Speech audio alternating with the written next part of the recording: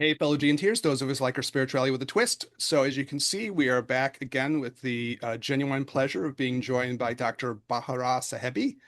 Um, and we're going to continue our conversation of religious trauma, especially focused in on the question of why do people stay in situations that are traumatizing like this, and then look at like some of the impacts that kind of follow people out and the kind of things that she sees in her practice too. So we'll kind of specifically focus on those two things, kind of building up what we were talking about last time. Thanks so much for coming on again, Dr. Sabi. Absolutely. Thank you for having me again. I appreciate it. And we were already talking off camera of like, okay, here's our plan for the next one and the next one. So We have a friend of the lot of show going fun forward. things planned ahead. Yes, definitely.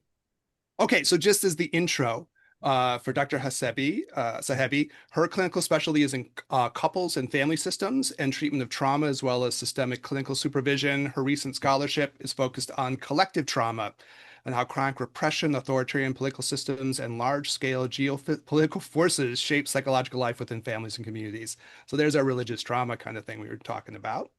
And she has served as assistant program director and clinical assistant professor of psychology at Northwestern University and teaching faculty at Rosalind Franklin University of Medicine and Science. She's the author of what sounds like a textbook, right? Integrative Systemic Therapy and Practice. So congratulations on that, right?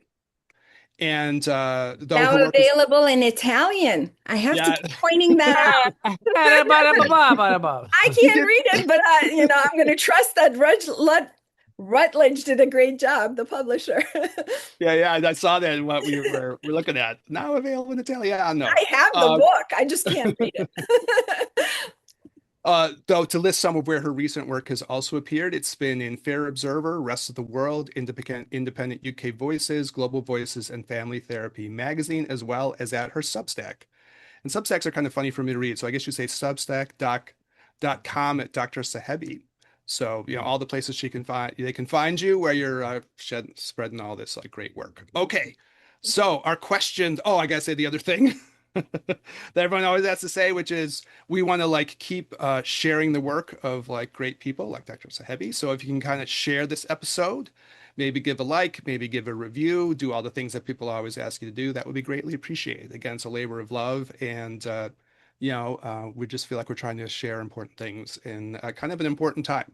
So, all right, our questions du jour. I guess the first one was, why do people stay? Which I guess, a lot of people wonder about. What is it that traps people in these things? So I'll throw it up to you, Dr. Sahebi. Yeah, last time we talked about a whole lot of areas of harm that are it's so easy to see how harmful they can be. So you're right. Sometimes we may wonder, especially when I work with some people from Jehovah's Witness backgrounds or certain sects of Islam that they come from. When I check in with them,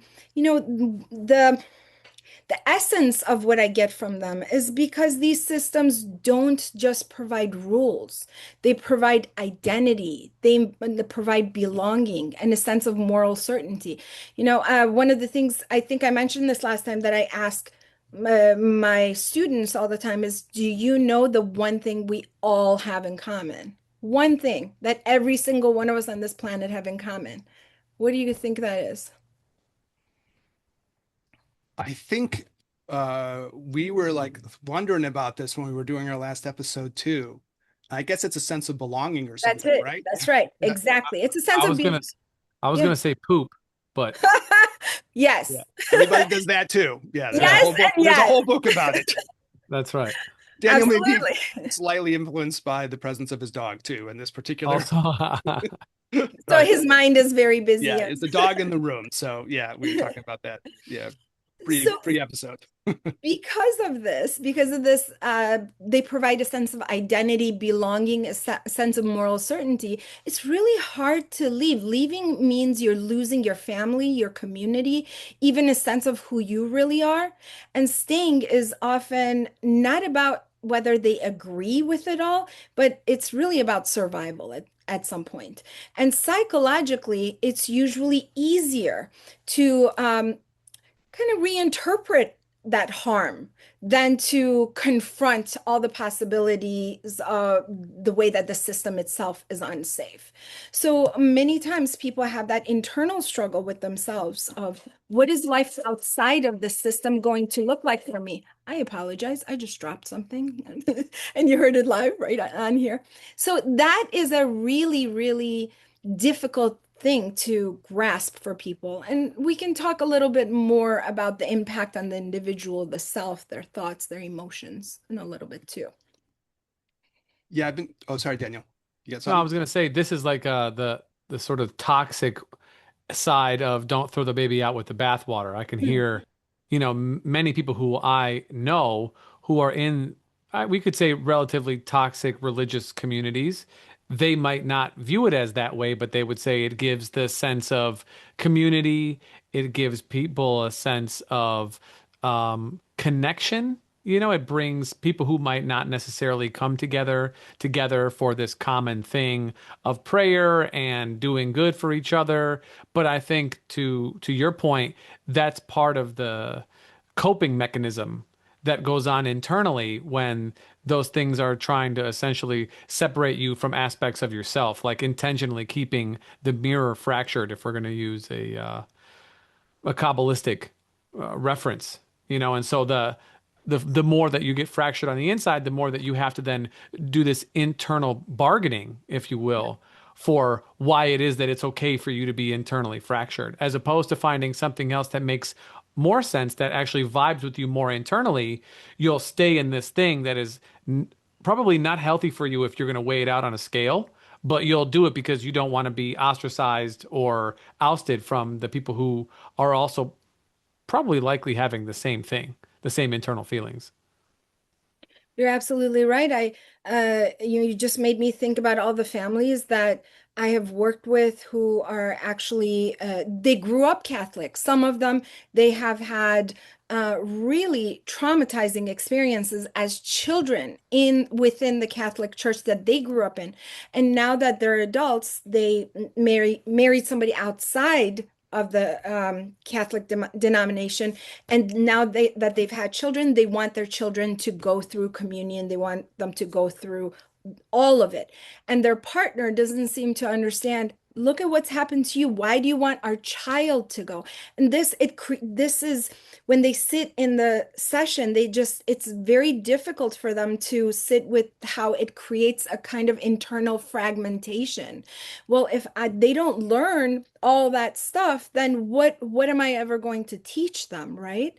So religious trauma, the impact on the individual is in many different forms. It's the experience of self, for example, the experience of self where the person is questioning their own moral compass and negative self-evaluation of themselves. Well, maybe it was my fault. Maybe my parents weren't there enough when I was going, and I'll be there for my kid. Maybe I'll sign up as the eh, Bible study teacher, so that I have an eye on them. So there's a lot of that self-evaluation, family evaluation, rather than looking at the system, kind of blaming the victim in many ways. Yeah. I get the feeling, like, building on Daniel's metaphor, it kind of creates like a fractured self-concept or something, if you want Yes, to use a yes, phrase for that, right? It splinters it or something, right? absolutely. And then, like, I think that's really fascinating in your work, because you kind of talk about the splintering that can happen in like multiple ways, right? There's like the public face that you show the world versus maybe like the more private things, and you feel the tension between them, but you're not sure what to do about that angle, as an example, right? Yes, and that impeding trust in your own and others and the world. How can I trust anything outside of what I know? There's confusion about where one's personality ends and indoctrination actually begins. Where is that line? How would I even know that? This happens in authoritarian systems as well, where right now, as I mentioned in the last podcast, I'm Iranian, and seeing some people um, just fall into the indoctrination of the trauma that has been inflicted on them for almost half a century through the religious means, but because there is an outside, there's something from outside challenging it, there's a tendency to fall back on, well, who am I without this? And retreating back into that system. Confusion about, for example, striving for psychological imperialism. I'm better than that if I am part of this. I remember when we first came to the US, my mom, who is no longer a believer of any of this, she was very nervous about, even though we came here because there was so much religious trauma and all of that. But she had the thought that if we went to Catholic, not Catholic, but Bible study on Sundays, um, Moody Church actually in Chicago for 2 years. Moody. Don't laugh at me. It's a very conservative church. If you It don't was know what it rough. is, that's It why was we were rough. like, They are wow, that's very conservative. I didn't speak English, so it was fine. I was there for the snacks. But her thought process was, hey, religious people are, they're safer, they're better, there's some sort of striving for psychological imperialism, like if they're around other families who also follow something, it's better than nothing. So I mean, she no longer thinks like that, but that's why for 2 years we went to church until my dad kept falling asleep during sermons and they eventually got kicked out, and here we are. My But grandpa was usually like hungover and semi-passed out when I was in church, so I know the experience. yeah, exactly. So that whole spiritual identity crisis that comes up for people, as there's a whole wanting to grasp onto it in order to know who they are. That rejection of culture of origin for them could equal rejection of the whole self. Mm. And if that culture of origin is very much tied to a religious practice or a religious mindset, then it's like, then what is my culture without this? I hear this from a lot of people that I work with who say their culture is also Islam, like they're Muslim by culture.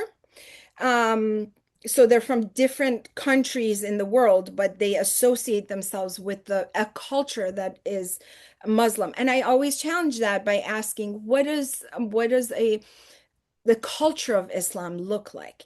And they don't really know how to answer it. They've never thought about it that way because it's easier to hide behind that and then say I'm American or I'm Indian or I'm, wherever, somewhere from Africa or something, to be able to differentiate themselves from other people who live in that country by hiding behind a religious part, making that part of the culture. So that becomes the experience of self. And also challenges with the task of self-differentiation, which may lead to a cultural cutoff, actually. So in my case, and people like myself in the diaspora, because there has been so much challenges for so long with religious trauma inflicted by the Islamic Republic, who's in Iran, not because of Islam, but their use of Islam. Many people inside the country and outside now identify themselves as atheists. Mhm. They refuse to even think about any religion, and they feel entitled to be able to say, I hate, fill in the blank, whatever their religious background may be. And there's no discussion to be had. So that piece is really important because if there are challenges with the task of self-differentiation, then it's going to be all in or all out. We don't have this, I'll understand and respect where you're coming from. It's just, it's all bad. And this religious trauma shifts and shapes the experiences of your own inner world through this lens of shame, fear, uncertainty.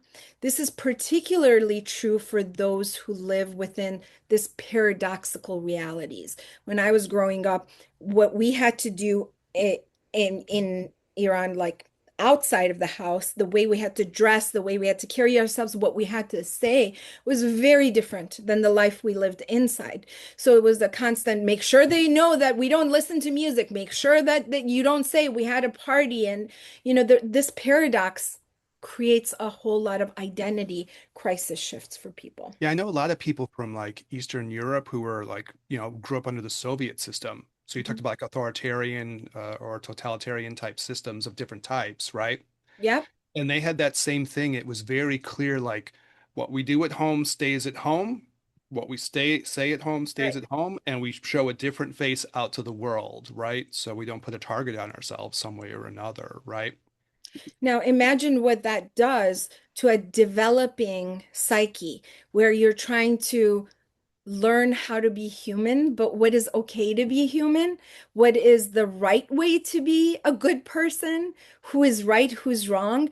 That split, that fragmentation of the self that I'm talking about, makes people even grow up into adulthood not truly always knowing where that indoctrination continues to carry with them and how much of it is themselves and who they are and what they're supposed to do in this world, and just kind of shifting from that indoctrination from the religion and the culture that kept that to now doing what everybody else says is the right thing to do, whether it's choosing a career path or having a certain home or, even everything is following a certain order.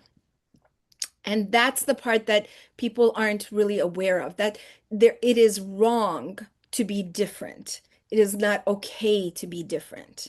And that really does come from that sense of being raised within a religious, uh, the trauma within a religious culture.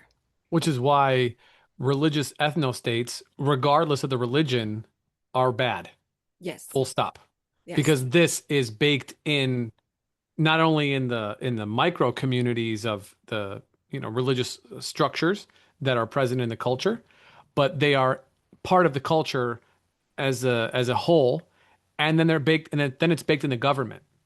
yes. And so they operate then from a top down. And it just seems to me that like, and you guys can certainly think for yourself, I cannot think of a religious based ethno state that has not gone more conservative over time. And I do mean, religious and politically, both conservative, both. They're getting tighter and tighter. They want less and less freedoms as time goes on. I can't think of any one off the top of my head that is like really giving a lot of, like some of the Islamic countries, maybe they don't, maybe women are allowed to drive sometimes, like, okay, cool. It's 2026. Great, but they're not buying their own homes or like having, I mean, Eric and I joke about this regularly on this show. But it was in the 70s in this country when women could have their own Right. checking account in this country, Sign a able to, lease, have a credit card. yeah, I mean, That's like able my to mom's vote. Decade generation I of was people. born. Yes, Yeah, in the that's like decade I was born. my Yeah. mom's. 19, Eric, women's suffrage, 1919, is that, or something It's like this? something like that. Yeah. Yeah. I think the So, first, yeah. Hmm. so it's not been that long. No. This idea has not been around of, women having equal rights has not been that long. So I just, we get to talk all that. And then of course we got to dunk on as many things as we can while we're doing it. So I The figured I only would thing keep I that. got to say about this, which is like just because of the name of our podcast and it's a complicated question, but I read a lot of the Dalai Lama, right? So there's a Hmm. kind of a religiously, spiritually based culture in some ways. And he Hmm. does seem like he's trying to get it where you don't have like sectarianism. Like I was on retreat over the weekend doing my meditations and doing my stuff, and I read like the Dalai Lama at times or other like, and you could see in some of his essays, he's trying to say like, well, we can't be sectarian. If we are sectarian, we're going to cause problems, right? Yes, Because they have yes. different religious, they have different groups in Tibet, right? There's four really big ones, and then there's other ones too, right? And then, so they have their own divisions, and you could see he's trying to get it to where like, let's get out of our sectarianism because it always goes someplace bad. Yeah, totally, right? Eric, actually, this worked out really well in the 90s and the 80s, even in the 2000s.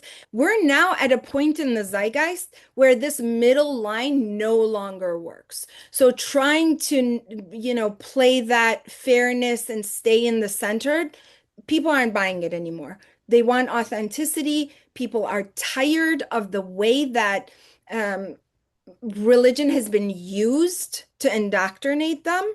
rather than the essence of why religion was brought on anyway to,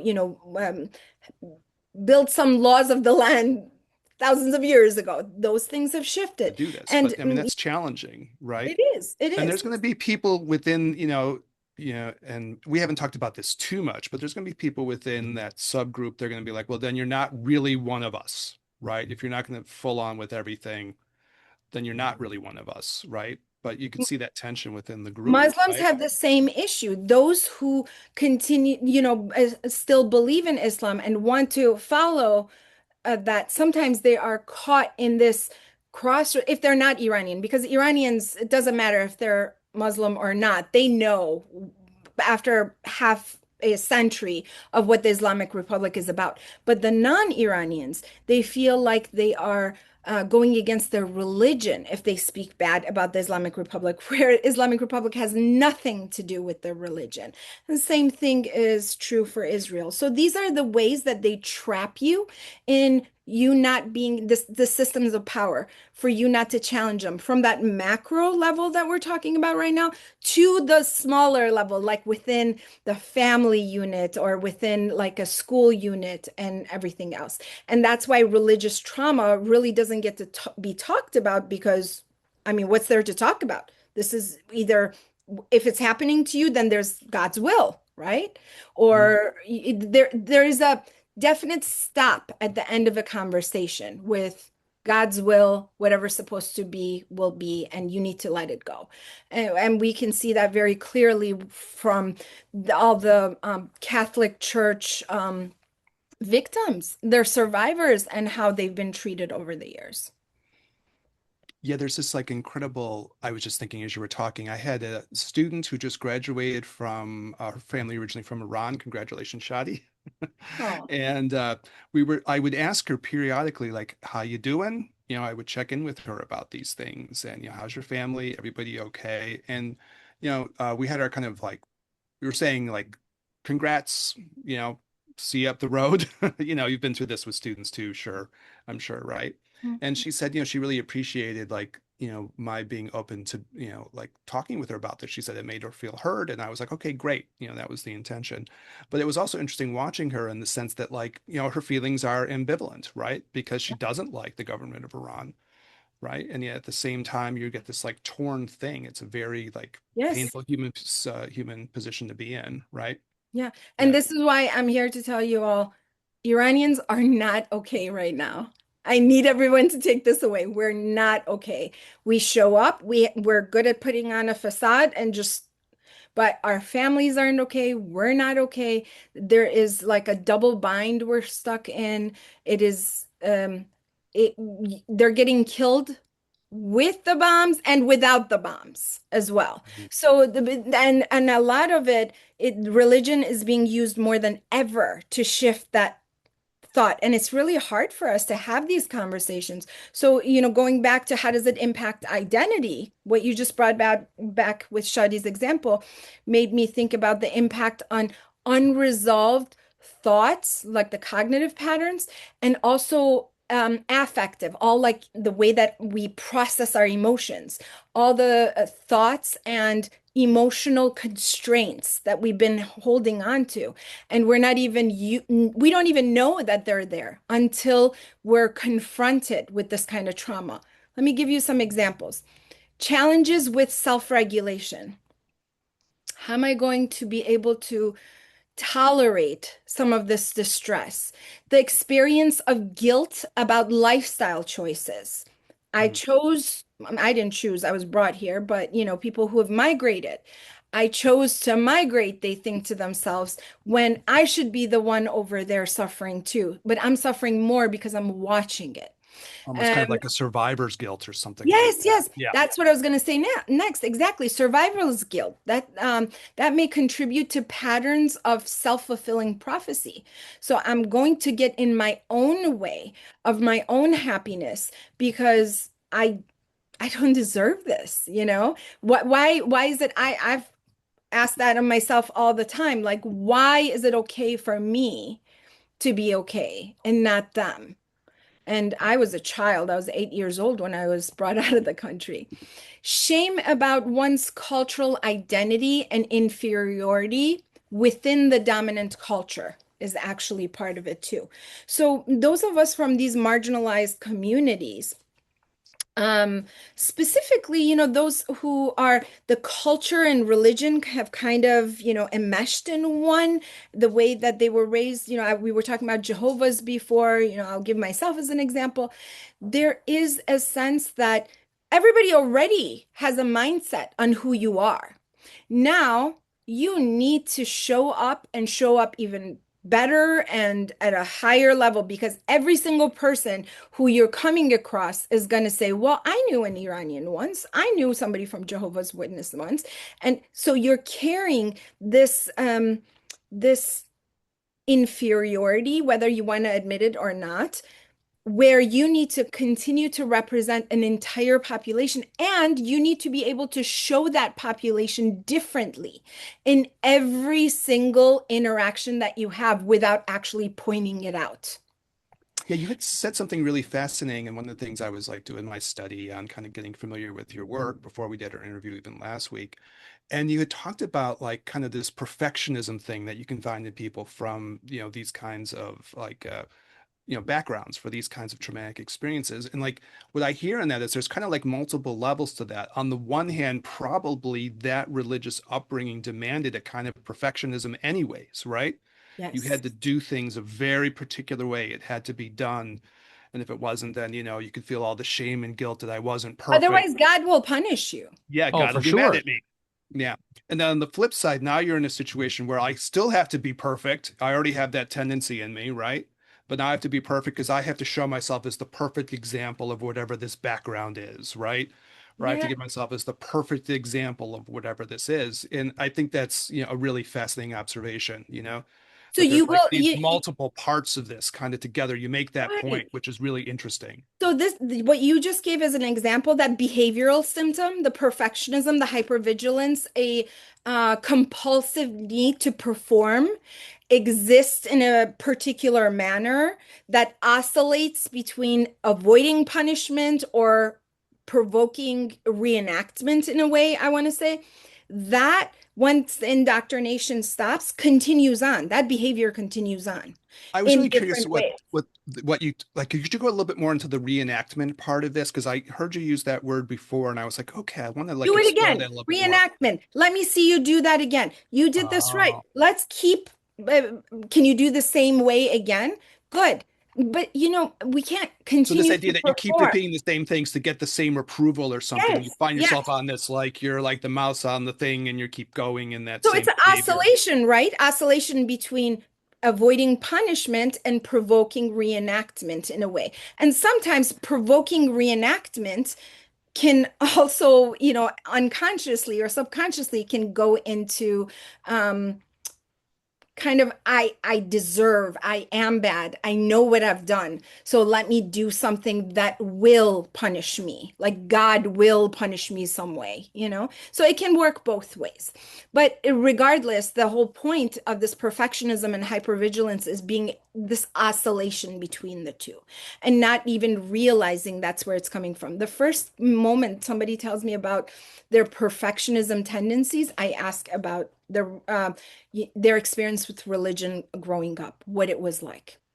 Many, many times you see this with Catholic upbringings because there is a shame aspect of it. Going to what do they call it? The Confessional. Yes, Confessional. there. You go to the confessional too. So people who say, I didn't even do anything this week, but I had to go make up some stuff to say because I still had to say it. So I hear all of that. So you're constantly sitting with that. I need to confess to something that you did or didn't do because there's a need to work toward a perfectionist point of view. Yeah, talking about that kind of personal, not how you feel about this, Daniel, but there's the old like you can take the boy out of Catholicism, but can you take the Catholicism out of the boy Right, kind right. of thing, or the girl or whoever it is. But and I remember, like I'm better on it now, but I can certainly have this feeling of like moving away from that. And we got this spirituality podcast. We also like to talk kind of personal, so I can definitely had this feeling of like, oh, that's lingering Catholic stuff. That's lingering Catholic stuff. And then doing things like Zen or Taoist things or, Buddhist Tantra things, like it's not the same vibe and the same wavelength. And it doesn't have that same attitude towards, those perfectionistic things. And there was a tension I felt for sure, like exactly like what you're talking about. And if Well, you Eric, felt in like you the didn't do something right, you'd feel so bad. You'd feel so bad. Mm.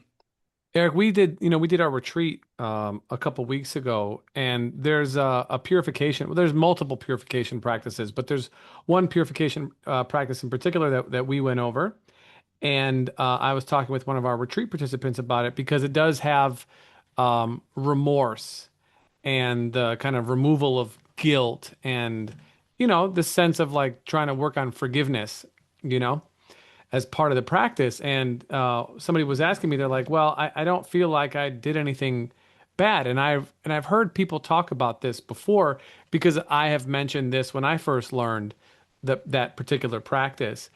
And I don't know who was talking about this, but the famous person, they were like, well, you probably killed some bugs on your windshield on your way over here, and you're walking on the ground, so you probably stepped on some ants, and in your life, you definitely killed some spiders in the house that you probably didn't mean to, and there's maybe some unintended consequences from things that you've done, Welcome to even VoiceOver. trying to help VoiceOver other speaks people. descriptions of items. I don't know what happened. Sorry. Yeah, I don't know. I Anyways, can't hear you. You're on yeah. mute. Oh, well, that's not getting edited out either. Everything stays. Everything I stays. don't know what happened. So anyway, This is a but yeah, so naturalistic it's podcast. yeah, but it's one of these. It's something where like you have to, I think, accept that there are imperfections that you're unaware of, and that's just part of existing. But I think that the distinction that Bahar is trying to make is that there's a difference in accepting that you're going to make mistakes and pushing that to the forefront of something that you have to wrestle with as part of who you are. The sort of what do they call it? Original sin, and that you're living within. I use this analogy regularly in the clinic. Remember that game? What's that game called? Emergency or I forgot what it's called. Where you pull the bones out of the body. And Operation. Operation. There you go. Yeah, that's it. Okay. You hit the Yeah, so the button. game Yeah. Operation, for those who don't know, it's like an outline of a human body, and there's a bunch of bones inside, and you with these little tweezers, you try to pull the bones out. But if you touch either of the sides, you get a little electrical feedback. And I feel like with particular religions, and it's more than just Catholicism for sure, that has guilt as a part of it. It's definitely like playing that game Operation that you have to operate in such a very tight, narrow line. And if you stray too much, like you said earlier before, Bahara, when being different is wrong. And if you stray from those lines at all, you get the very clear sense of like that is wrong, get back in line. And so there's a very thin line of being accepting of our own flaws and our own mistakes and our own misgivings, even with the best intentions, right? The road to hell is paved in good intentions. And then also knowing that like we fuck up sometimes. Yeah. And I don't, it's a very thin line between religious dogma that you're fucking up constantly and a spiritual practice of trying to improve. Yeah, the thing that gets me in like what Dr. Sahebi is sharing is imperfections of pronunciation is just the idea like can you set your own moral compass? I think that was Mhm. the big thing. That's the phrase that makes it different for me for sharing stuff that might be helpful for people who might be listening. I mean, that was the big transition. Can I set my own moral compass or not? Or am I burdened by a moral compass that was sort of internalized from someplace else? And like you said, that it's hard to do that when you come from these very, traumatizing religions, we could say, or these very high control religions, right? You can't set your own moral thing. And I think that's just, you have to be able to do that as a human being, right? And that was the big difference for me as far as my, being able to share on that. Bahar, Dr. would you say that that's part of it? Would you say that that's inherently, I mean, and the language is slightly different, but would you say that like the removal of your ability to set your own moral compass as a requisite for, or as a consequence of religious trauma is found in many traditions that you've experienced? Absolutely. And it goes along with, I was going to say what you always talk about and you teach me about, can you unlearn what you already know? Can you this is part of your conditioning. What you're saying is part of that. Can you see that? Because that's where the constraint is. Now, what you just said isn't just about religion, right? Because the person may feel like, okay, yeah, I have nothing to do with the religion anymore. But let me give you an example. Last week, I was talking to a family that I work with, and I just had a blanket I pulled up, and she was like, oh my God, this is so pretty. There's so many colors in it. And she was so mesmerized by the colors that we started talking about her, um, her it- relationship with color. And she started talking about, yeah, I always notice in your house things are colorful, everything. And she started talking about that. And I said, I noticed that everything is very beige in what you wear and what, your couches, your everything is beige, just white walls, beige everything. And she said, yes, because this is what everybody's houses look like. And I said, actually, no, I've noticed that it to be true more for like people who are Iranian, I don't see other people having beige everything. I see colorful walls, colorful pillows, and everything. And she didn't realize until we talked that for her, it was part of it's not okay for me to individuate and all of a sudden bring in some color into my house. Even though I love color, even my baby stuff has to be beige. So we started to talk about obviously color does something to you emotionally, spiritually. It pulled at you. And other people that see my blanket, they don't have a reaction, but you just forgot what you were talking about. It lifted your spirit in a way. What would you say if, I don't know, you pick up something of color and put it in your background, like two pillows, something that can be changed? And she was very hesitant. I felt like almost like if somebody, she could, and then if somebody came, she would have to hide it. So this is part of that religious indoctrination that people don't realize it's part of them because now they're carrying it into other areas that they belong. That even though they love something, they can't be that something because it's not appropriate to be that. Other people will not accept it. So part of that's, I guess, like I can't express my own individual identity, right? On some level, like that's been toxified.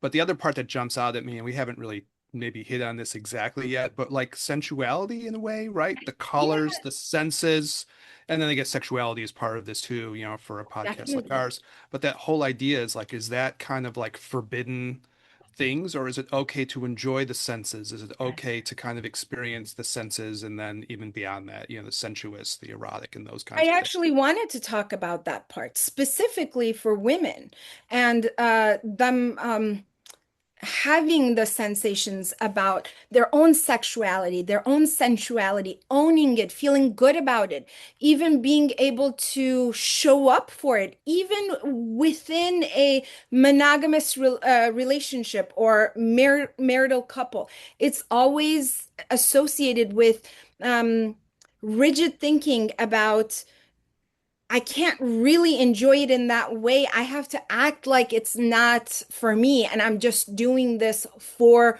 especially for women, for the person that I'm with. It's not for me because there's so much shame around that to a point where it's now in the unconscious. Like they don't even realize that they're stopping themselves from feeling their own sensuality this way. It's just, I'm not a sexual person. I'm not into sex. I'm not into sensuality. And I wonder how much of that is true because it's normal to want to feel all of you, right? It's just part of who you are. And so this self-guarded um, guarding of those primary emotions with sensuality is part of that, is also one of the constraints that comes up. Now, behaviorally, we were talking about perfectionism. There are other ones too, like interpersonal challenges. So they're emotional cutoffs, meaning if other people are drinking, I don't feel like I want to be around them. You can choose not to drink, but other people are drinking. I'm not a religious person anymore, but I'm just not comfortable being around people who in their same house are having a drink or two, right? So they don't involve themselves, proximal and emotional cutoff, with expanding their circles of people because they cannot be accepting of what people do or talk about. And this intimacy and sexual dysfunction is a huge one of those things that comes up over and over again with couples. And if one member at least has had a series of has grown up in religious trauma, this area of complex trauma. Yeah, this is kind of the phrase that you use of like sort of like a purity culture kind of Yes, yes. right? The purity culture is so damaging, right? And as Yeah, far as like a podcast like ours, though, when you cut yourself off from sensuality, when you cut yourself off, you're cutting yourself off from a whole life force, actually. yeah. From Mhm. like a tantra point of view, you've cut yourself off from a It's whole part of you. It's school. part of like your spiritual growth in a way. It's part of you. So then another thing that you notice is that there's some sort of generalized anger. You don't really know what you're angry about. You don't know what is brewing underneath. But generalized anger challenged with the task of self-differentiation, often then leading to like cultural cutoff, like I cannot be part of this culture, or I'll feel shame about that, right? Or eh, eh, demeaning of culture of origin, because if I don't say all of, Islam is bad or something, or all Catholicism or whatever the religion, if I don't say that's all bad and that's all crap, then I'm kind of owning that it's okay to have parts of this into my life and I'm not okay with it. So this generalized anger not only is for them, but it's also about other people and their choices of life and how they want to live. Okay, Yeah, when I one saw one that, oh, sorry, one go ahead. second. I wanna for a 3-minute sidebar debate, but totally related. So we're talking about religious influence on society and the changes that occur individual and on a macro scale, right? Mhm. I think that circumcision is male genital mutilation. It is. And I tell anybody and all of my patients and family members when they have boys, do not circumcise your child. People can certainly clean themselves. Cleanliness is not an issue. We have showers and so on and so forth. I said if we were to talk about that as a on the female side, that would be considered outrageous. This whole country was upset when they learned about all the places they do that in Africa and how gross that is. And yet, it is still standard.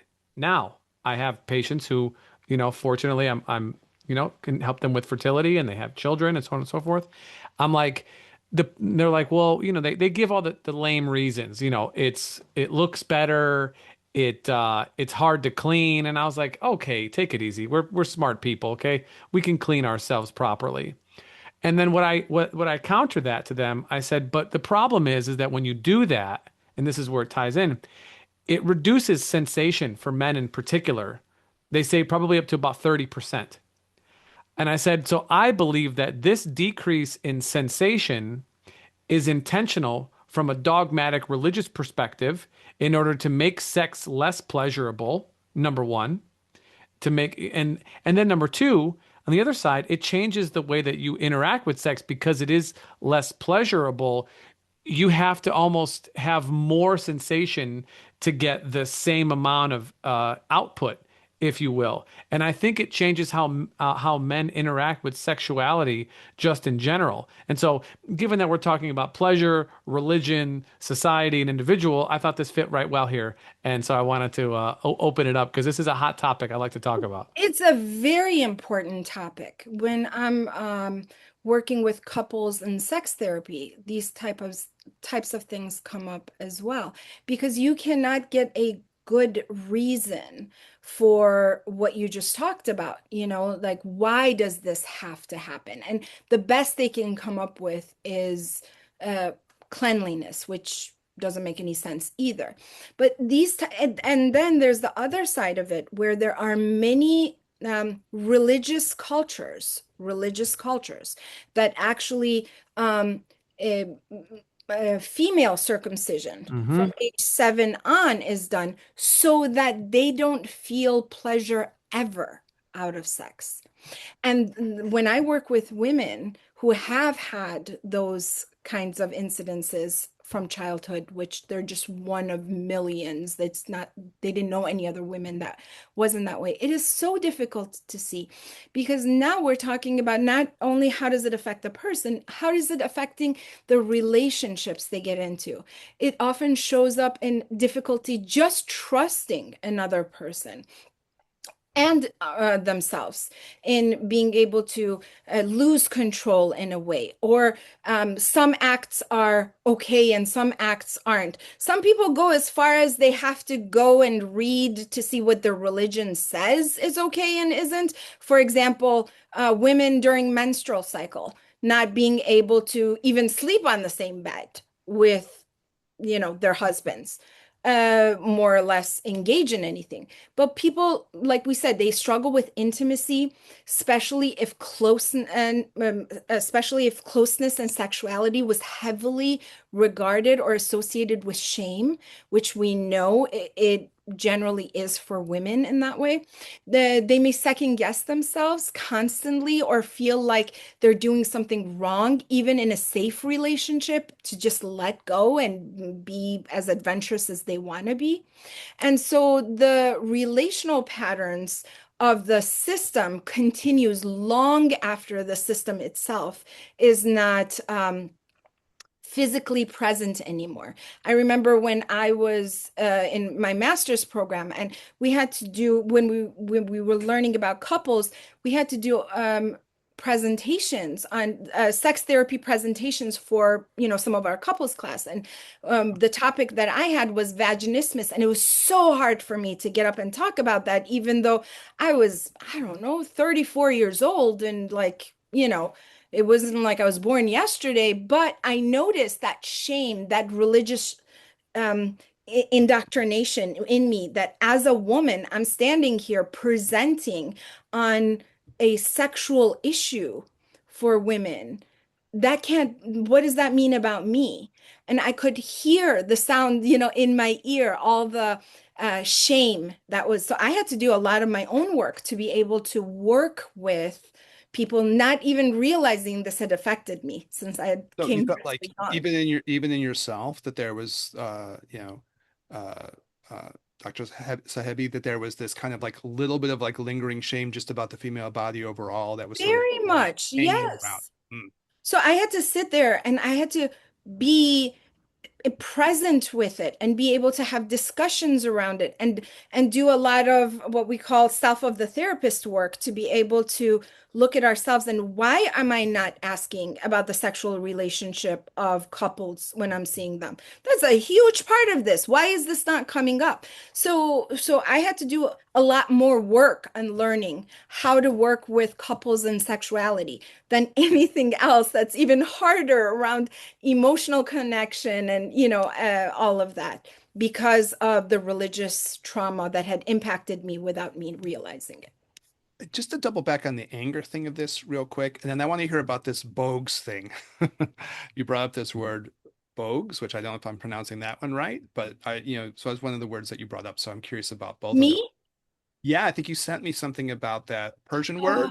oh, bugs, bugs. Yeah. Yes. Mm. Oh, okay, sorry. But uh, I but got you. just on the anger thing, when you talk about that, that was ringing bells for me. I'm sure I Daniel figured it too. would, Eric. As like TCM people, you're like, ooh, this is a TCM traditional Yeah. Chinese medicine thing, right? Mhm. There's a saying in Chinese medicine that says, in adults, treat the liver, because the liver becomes associated with anger in Chinese medical thought. So I was like, ding, ding, ding. But, one of the things with that, as you're describing it, it's almost like an anger that has so many different sources that it'd Mhm. be hard to pin it down to something in particular. There's just so many places that has come from. Yeah. And in my mind, I was imagining like, all the times when you had to like swallow that anger because you couldn't react to someone who was doing something oppressive, and over and over again, like the repetition of that being so deep, as well as the kind of the other things you were talking about too. Is that how you think about, the anger in that way? I do, but I take it one step further. So, what does it mean for trauma to become internalized? Because when we're talking about generalized anger in the way that you're talking about it, it's not something I'm noticing that I'm feeling. It's just like there's something brewing all the time. There's like a the world owes me kind of feeling, or everything is just upsetting me. So, think about it as it means the system doesn't end when you leave it, right? You're not around it, but it's still with you. We are, as you know, we're meaning making creatures. It's encoded in the brain. And where does it show up when it's encoded in the brain? The work that you do in the body. So the body is how it's expressed. So the rules, the fear, the self-monitoring, all of that becomes part of how the person thinks and feels. So even in a different environment, the same patterns continue internally. And in that sense, the system becomes psychological, not just external. And you know that, I mean, you all always teach me about trusting the body, trusting your gut feeling. What is your body will know to do. How many times have I gotten um, um, Scolded. yes, about like tell me what are you doing, but it's about trust your body knows how to heal. So that piece of it is because there is a mechanism of internalization. That generalized anger comes out when we know that our system doesn't believe, doesn't accept what we're trying to do, what we think is the right thing to do. Because thinking, like I always tell my clients, don't trust what you're always thinking, don't believe what you think. uh, Lean into it, become more curious about it. And I think that part, that generalized anger is within the body. That's how it comes out. Well, so for this Persian word, I was trying to like Well, share for oh, those English I love speakers it. amongst us, Boghz, Yeah. perhaps, Yeah. to try to render that. And it's a very deep word, so I thought it was like something that I wanted to bring up before our pod ended today because it seems to have so many different levels of meaning, and I was curious about it. I've written an article about this, and I have yet to find a place where, outside of Substack, where I think it's worthy of getting published. And this is and I called the article Both, the emotion behind um, Iran's cycle of resistance, but it could be anybody's cycle of resistance. So Persians have a word for the moment when emotion rises. So suddenly words fail you. Like you have no way to explain it. And that's what Boghz is. It's the throat tightening, the voice catches, tears gather, the feeling builds inside the body. There is a pressing upward, accompanying, I would say, by an uneasy awareness that you want to break free from it, something long held in place that may no longer be contained. And so, anyone who has grown up in the Iranian culture specifically recognizes this feeling immediately because it appears in our poetry, in everyday conversations, and in the quiet pauses that follow very painful stories where we don't say anything after that. So, both is what happens when emotions accumulate faster than it can be expressed. And when you're part of a culture where religious trauma has taken place, you have to kind of, for lack of better word, suck it up and hold your essence together, your ego together. You can't show how it's impacting you. And therefore, it's an internal experience of self where you feel it through your throat about to burst and you're about to have this experience. I allow my books to break. I'm not ashamed of it. But for so long, there was so much shame with letting somebody in front of me see the emotions that come out. And that also contributes to the aftermath of pathology of how much of that toxicity are you keeping within you, you're not allowing out. You know what I mean? I mean, I was like looking it up, and obviously there are words that you have that have such profundity in their native language that it's hard to capture, right? but you did get, when I was looking up, there was this idea that there's the surging of emotion and maybe the repressing of the emotion in some kind of conflict or something, and the emotion wants to come out. Does that capture some of that feeling too? Absolutely, Okay. absolutely. Yeah. It's just it's brewing, it's shaking, you're putting the lid on it, and the tighter you try to hold it together, the harder it is to hold. Yeah. Mhm. It's like the Rumi has a a specific line that I'll say in English. It's I carry words of your love in my heart that can never fit into speech. And I feel like that's what Bowls is, right? I just feel it. Can you feel it with me? Mhm. My job is to make people's books break in my sessions. And when we do, it's wonderful to see because you're just letting it all, you're letting the grief, you're letting all that structure that you're holding, fall because at the end of the day, who are we, right? We're just humans who are experiencing life. And these across generations, Iranians have always understood this kind of emotion. And as emotional as we are and relational we are, there's been this kind of, we got to keep it together. There's a pride, there's a anger, there's a longing that we cannot, that coexist, that we cannot show. I'm not very good at hiding it. I'm proud of that. It's kind of so in the back of your mind, even when you're doing your clinical work, that word flutters a little bit, like, oh, I'm gonna like Absolutely. get people to I express. see it. I take energy from the person and I see it in them. And you see it in their faces, the colors Yeah. changing. You see a younger version of self kind of come into their faces, and that's when I call it out right then and there.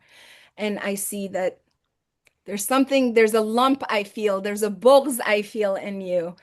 What is that about? And the minute they open their mouth, everything just drops. And it's like one of those transcending concepts because it's Yes. not just limited to any people. Like, this is human, just as human at its core to have this.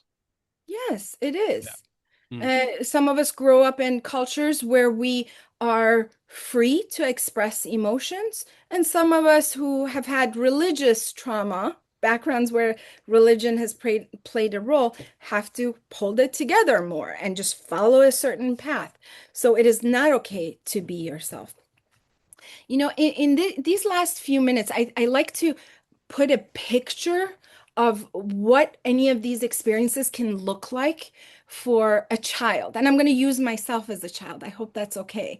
So I Mm. can show you what, Books is that feeling of something caught in your throat. Like what could it look like? Why would it look like this? Would it be okay if I share my screen about this? Sure. We just had to Yeah. describe it for those who are listening audio. Oh, yes. I will do that. Thank you for pointing that out as well. So if you are So, listening audio, try and catch the video at this point, at some point, if you're interested. yes. So let me share my screen. Oh, Oh, you you probably won't be able to share your disabled it. screen. Yes, Yes, yes, I yes. did. And I won't be able to enable it because it takes quite some time. Oh Fair no, enough. yeah. Fair enough. So there are pictures that I show of how I was growing up in a culture where things were just fine. There was you could be yourself. I'm playing snow with my mom. I have a swim coach who's a guy, and I'm 5 years old, 4 years old, and I'm holding my medal, and my aunts are all around me, and uh, just everybody's dressed how they want and out picnicking, everybody's dressed how they want, and my swim team being all girls and then all male staff and coaches behind us, and this is in Iran. I wish I could show it to you. You would be very interested in seeing this. So then within a matter of weeks, things shifted into when the Ayatollah came to Iran, and like our entire culture, the way of life continued completely shifted. And then you see pictures of me going to first grade, second grade, third grade, completely covered, not just with a hijab. To this day, I have a reaction when I see hijab, even if the person is choosing to hijab. I can feel the tension inside of me still sitting in me because you have to wear something that's like a hooded part and then a covered part. And my head would itch. And when I would complain about that, then my dad would shave my head and say, well, now it won't itch anymore. Or we want to Yikes. go by the Oh, beach together. You won't be able to go play in water and sand unless they think you're a boy. So I always had to be a boy in public. So this gender identity, gender dynamic for a young girl who actually grew up, before the age of, like by the age of 4 or 5 in like a very comfortable, normal, you're a girl and that's a beautiful thing and there's no difference, to all of a sudden now you got to cover up, you got to look a certain way, and this is all that's acceptable. And even you can't even take it off during class, and it doesn't matter how much rashes you get. And it's easy for me to talk about this now, but even when I bring it up to other Iranians, because they were so used to it for so long, they don't have the same feeling as I do, because they may have had those feelings as children, but they grew used to it over time and they can't associate with how difficult this was for me. And so being able to see somebody go through these kind of shifts and changes and what it's like for a little girl, because I'm only talking about me, to be able to be put under a certain kind of veil, that is, you're not okay unless you're hidden behind certain things about you are shameful just because they are, even though you're 7, because our religion says so, was a very difficult thing to swallow. And I was not a very pleasant kid who didn't have a lot of questions. So I always had to poke the bear of like, why? I was constant. I still am that kind of person, which actually made grown-ups more angry because they didn't have answers to it. And it's always like, because this is what God likes. That was the nicest answers I would get. it's kind of like the circumcision thing Danielle was bringing up. Yes. Why? Well, that's what God wants. So Why? Hard to imagine say. if you're growing up in that, and at some point, well, maybe a lot of people aren't like me. They just accept it because they want to please, the grown-ups, or, get a good grade on the way that they're dressed, because you get graded in Iran based on how you're dressed. It's called inzabat. It's crazy.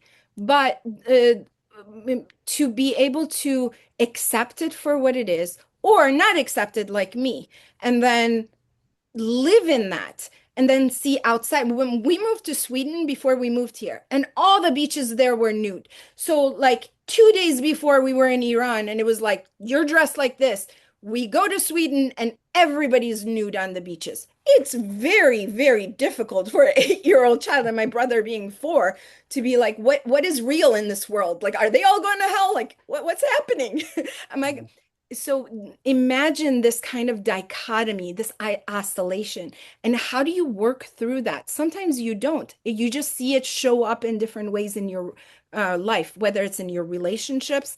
We talked about sexuality and intimacy, whether it's in your parenting style, or just the way that you exist in the world among friends and allow external events to be part of your life. It's a very difficult thing to do. Well, thank you for sharing that, Doctor. I felt my own Yeah. like bogues like coming up as you were describing it, because it's one of those things you talk about so many things, but just that experience of a girl going through that, is so symbolic of something, right? It has an overarching, I don't know, cinematic literary quality, just to see that moment of like what that would be like. Mm. So I'll The tell you what, the I'm, Western world Mhm. does not have an appreciation Yeah. for the subjugation of women in those cultures until they hear stories like that or they see it for themselves. And Yes. it's different there. And I could say, when I was in Iraq, um, I would watch these women because, much of the rest of the world, there's still multiple layers of history happening. So you'll have cars on one, so you have a 3-lane freeway, but it'll be 5 lanes of traffic with 3 lanes of cars, 1 lane of like donkey drawn carriages, and then one other lane of people walking, maybe with a cart or something else like this. We don't really have that here in most, first world westernized cultures. But in those cultures, they still do because the have-nots far outnumber the haves for sure, and it's not even close. But to see these women carrying water, carrying stuff back from the market in the middle of summer in the absolute deserts, like in Iraq, completely covered in black, carrying stuff with their kid. Like I know. I mean, I was hot and I knew that like I wasn't here forever. They live in that heat. Like that's all that they know. That's all that they have. And you look at it, and you're like, that's black in the sun Yes. at 2 p.m., blazing, 115 degrees. You know, that has got to be just from a humanitarian, that's insanely difficult to think about that they're going to have to live their life in that way. But we don't have an appreciation. This culture doesn't have an appreciation. The West does not, the West, and in particular, the United States, does not have appreciation for this. I feel like if we had more interactions with these kinds of stories, it would change at least some people's minds on the difficulties that much of these parts of the world have to endure, and we would have a far more compassionate stance towards them than we do now, just pointing the finger at them as like them bad. You know what I'm saying? I remember there was absolutely. I remember there was a girl who would tell me the only thing she wishes from life is that she can ride a bicycle, illegal, by the way, for a girl to do, and feel her hair in the wind. That's it. That was her life dream. Can you imagine? Or when I was, my family wasn't religious, or if people who were religious, they were to themselves, it wasn't anything that was publicized, they prayed as they wanted to, but it wasn't about how you dress and all these external ways to kind of show who you are. So there used to be, men and women in together in weddings. And then when the Islamic Republic came, you couldn't have weddings with men and women in it. But, people would anyway. And when they would come and take people, they would take the women. And I remember this story as a kid where a bunch of my family members were taken to jail. The women were. They were taken to jail to rub off the nail polish that they had with, they gave them sugar cubes to rub it off all night. They said, by the time you are able to rub this off, then we'll let you go.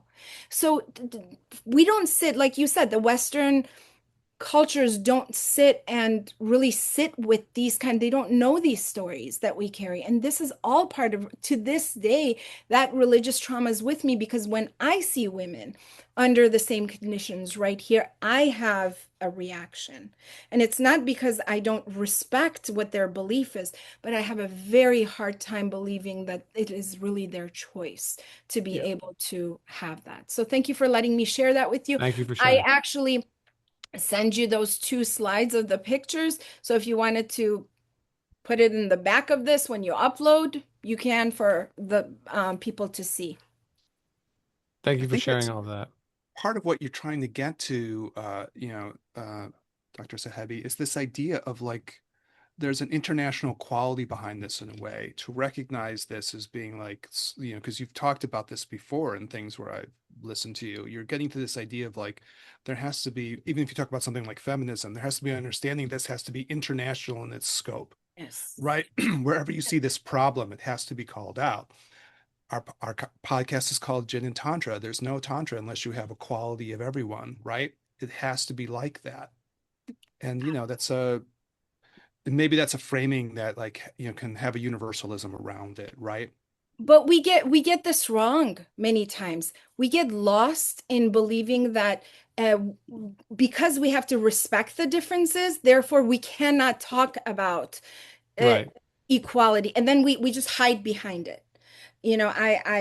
I'm as a person who is a progressive left, I have a lot of things to criticize us regarding looking at diversity in a way that is not feminist oriented, that is looking past that, because it's inclusivity hasn't been understood as what it's supposed to be.